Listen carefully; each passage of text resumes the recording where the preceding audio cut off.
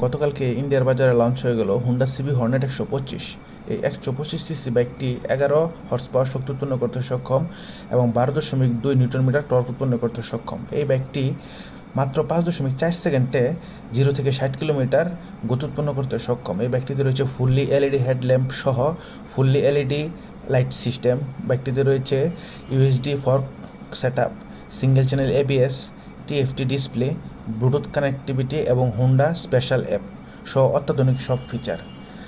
ইন্ডিয়ার বাজারে লঞ্চ হয়ে গেছে বাইকটি, কিন্তু আমরা এখনও নিশ্চিত না এই বাইকটি বাংলাদেশের বাজারে কত দিন পরে আসতে পারে বা দাম কেমন হবে। আশা করা যাচ্ছে খুব শীঘ্রই বাংলাদেশের বাজারে এই বাইকটি আসবে, যেহেতু ইন্ডিয়া লঞ্চ হয়ে গেছে। আর এই বাইকটি যদি বাংলাদেশে আসে তাহলে 125 সেগমেন্টে অন্যান্য যত বাইক আছে সবগুলোর অন্যতম বড় প্রতিযোগী হবে এই বাইক।